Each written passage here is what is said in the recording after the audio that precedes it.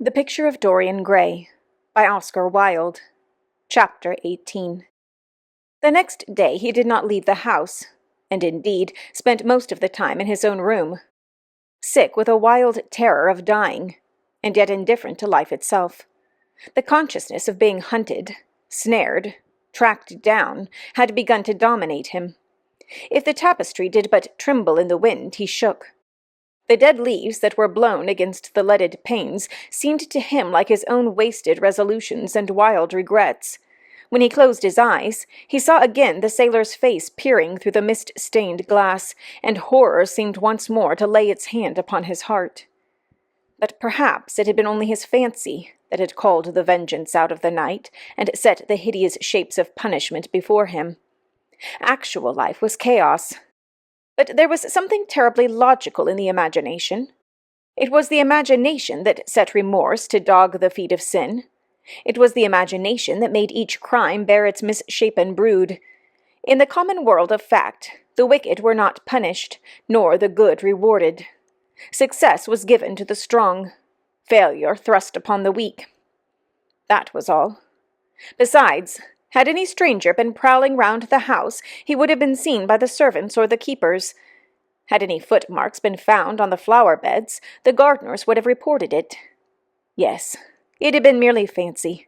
Sybil Vane's brother had not come back to kill him. He had sailed away in his ship to founder in some winter sea. From him, at any rate, he was safe. Why, the man did not know who he was, could not know who he was. The mask of youth had saved him. And yet, if it had been merely an illusion, how terrible it was to think that conscience could raise such fearful phantoms, and give them visible form, and make them move before one. What sort of life would his be if, day and night, shadows of his crime were to peer at him from silent corners, to mock him from sacred places, to whisper in his ear as he sat at the feast, to wake him with icy fingers as he lay asleep?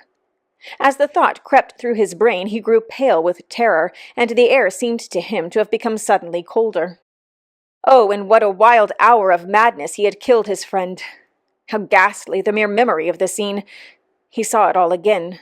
Each hideous detail came back to him with added horror. Out of the black cave of time, terrible and swathed in scarlet, rose the image of his sin. When Lord Henry came in at 6 o'clock, he found him crying as one whose heart will break. It was not till the third day that he ventured to go out. There was something in the clear, pine-scented air of that winter morning that seemed to bring him back to his joyousness and his ardor for life. But it was not merely the physical conditions of environment that had caused the change. His own nature had revolted against the excess of anguish that had sought to maim and mar the perfection of its calm. With subtle and finely wrought temperaments it is always so. Their strong passions must either bruise or bend. They either slay the man or themselves die. Shallow sorrows and shallow loves live on. The loves and sorrows that are great are destroyed by their own plenitude. Besides, he had convinced himself that he had been the victim of a terror-stricken imagination, and looked back now on his fears with something of pity, and not a little of contempt.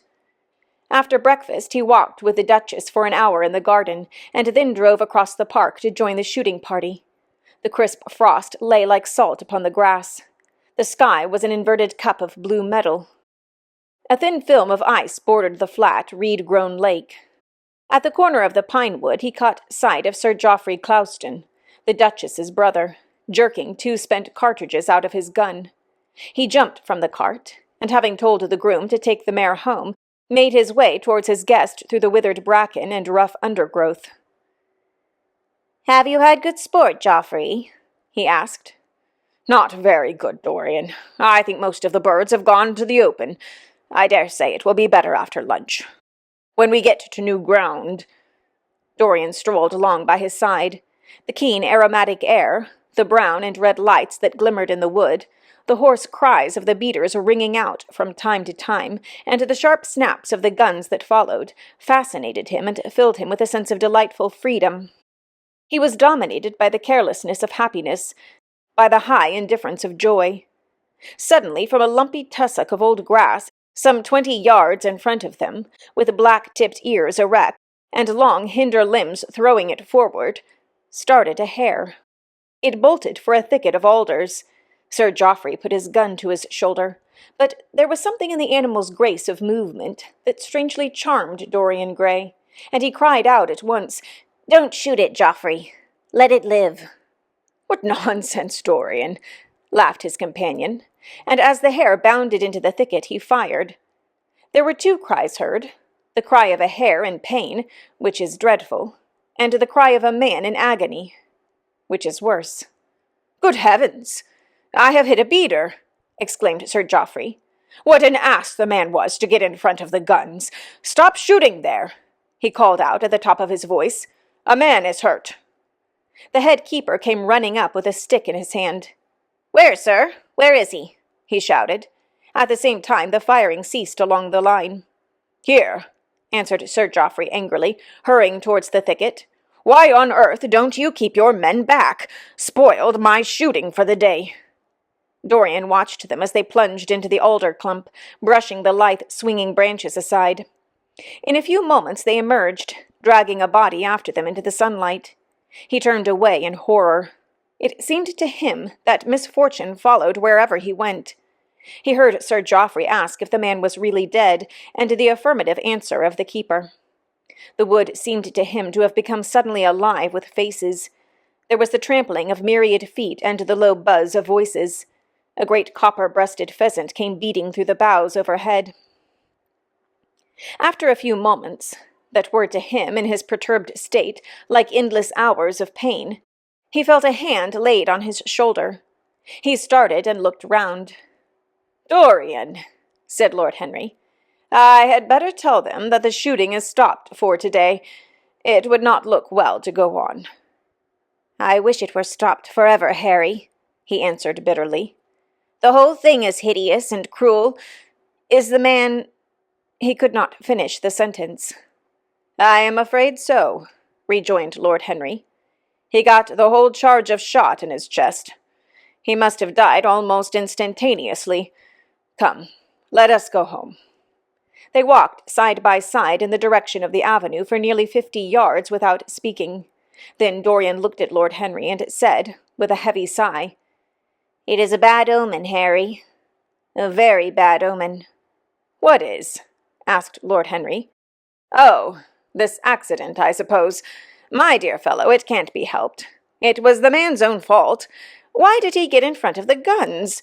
Besides, it is nothing to us. It is rather awkward for Geoffrey, of course.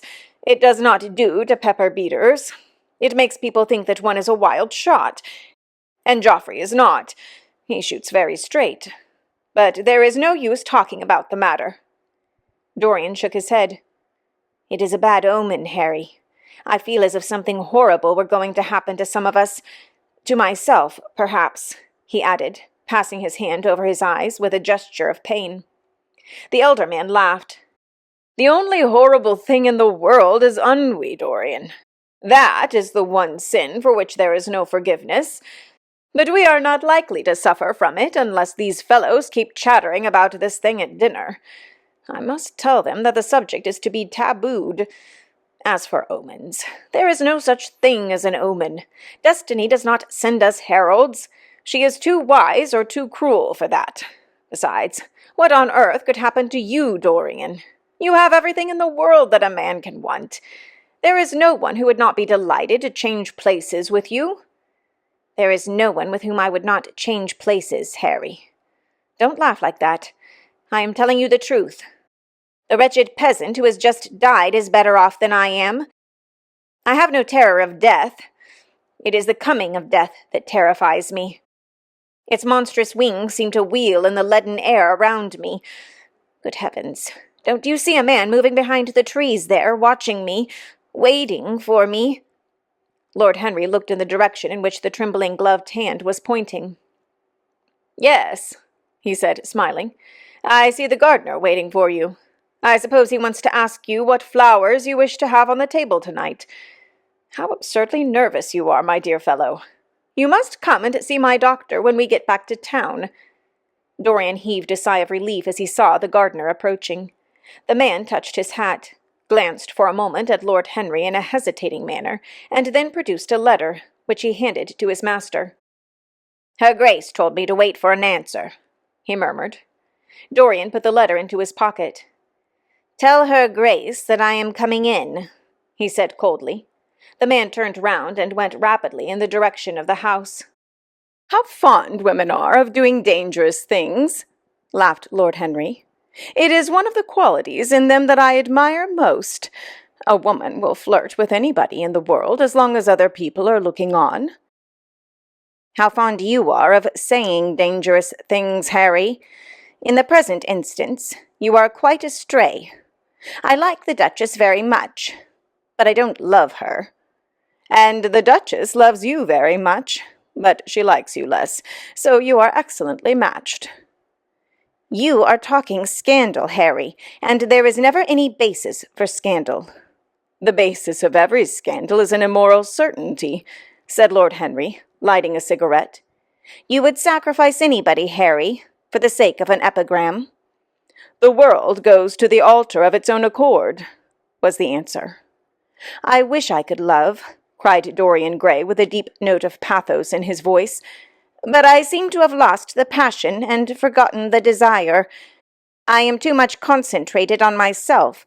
My own personality has become a burden to me. I want to escape, to go away, to forget. It was silly of me to come down here at all. I think I shall send a wire to Harvey to have the yacht got ready. On a yacht one is safe." "Safe from what, Dorian? You are in some trouble. Why not tell me what it is? You know I would help you." "I can't tell you, Harry," he answered sadly. "And I dare say it is only a fancy of mine. This unfortunate accident has upset me. I have a horrible presentiment that something of the kind may happen to me." "What nonsense!" "I hope it is, but I can't help feeling it. Ah, here is the Duchess, looking like Artemis in a tailor-made gown. You see we have come back, Duchess." "I have heard all about it, Mr. Gray," she answered. "Poor Geoffrey is terribly upset, and it seems that you asked him not to shoot the hare. How curious." "Yes, it was very curious. I don't know what made me say it. Some whim, I suppose. It looked the loveliest of little live things. But I am sorry they told you about the man. It is a hideous subject." "It is an annoying subject," broke in Lord Henry. "It has no psychological value at all. Now, if Geoffrey had done the thing on purpose, how interesting he would be. I should like to know someone who had committed a real murder." "How horrid of you, Harry!" cried the Duchess. "Isn't it, Mr. Gray? Harry, Mr. Gray is ill again. He is going to faint." Dorian drew himself up with an effort and smiled. "It is nothing, Duchess," he murmured. "My nerves are dreadfully out of order, that is all. I am afraid I walked too far this morning. I didn't hear what Harry said. Was it very bad? You must tell me some other time. I think I must go and lie down. You will excuse me, won't you?" They had reached the great flight of steps that led from the conservatory onto the terrace. As the glass door closed behind Dorian, Lord Henry turned and looked at the Duchess with his slumberous eyes. "Are you very much in love with him?" he asked. She did not answer for some time, but stood gazing at the landscape. "I wish I knew," she said at last. He shook his head. "Knowledge would be fatal. It is the uncertainty that charms one. A mist makes things wonderful."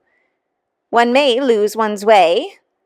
"Always end at the same point, my dear Gladys." "What is that?" "Disillusion." "It was my debt in life," she sighed. "It came to you crowned." "I am tired of strawberry leaves." "They become you." "Only in public." "You would miss them," said Lord Henry. "I will not part with a petal." "Monmouth has ears." "Old age is dull of hearing." "Has he never been jealous?"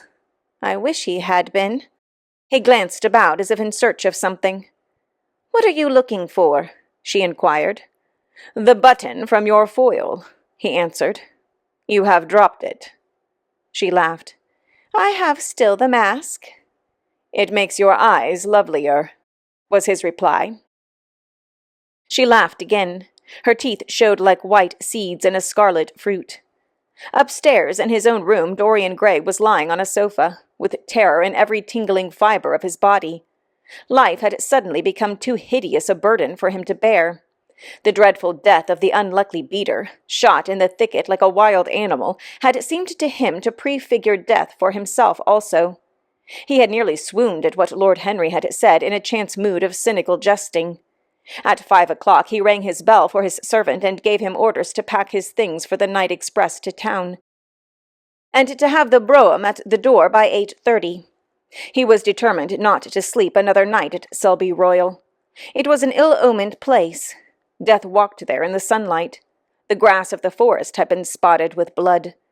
Then he wrote a note to Lord Henry, telling him that he was going up to town to consult his doctor, and asking him to entertain his guests in his absence.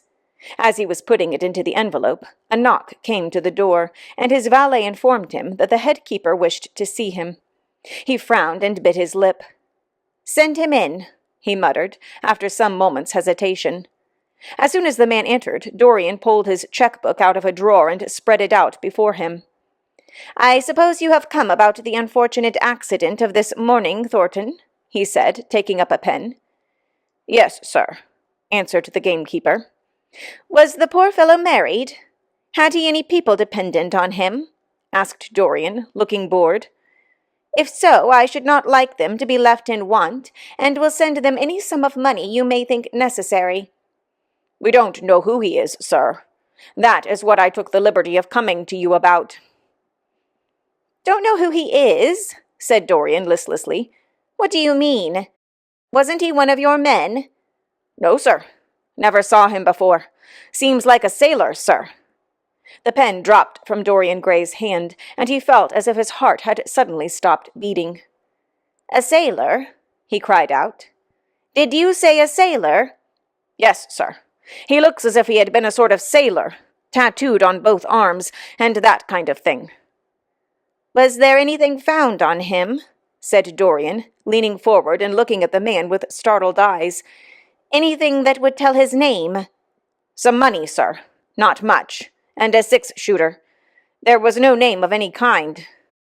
A decent-looking man, sir, but rough-like. A sort of sailor, we think." Dorian started to his feet. A terrible hope fluttered past him. He clutched at it madly. "Where is the body?" he exclaimed. "Quick! I must see it at once." "It is in an empty stable in the home farm, sir. The folk don't like to have that sort of thing in their houses. They say a corpse brings bad luck." "The home farm? Go there at once and meet me. Tell one of the grooms to bring my horse round.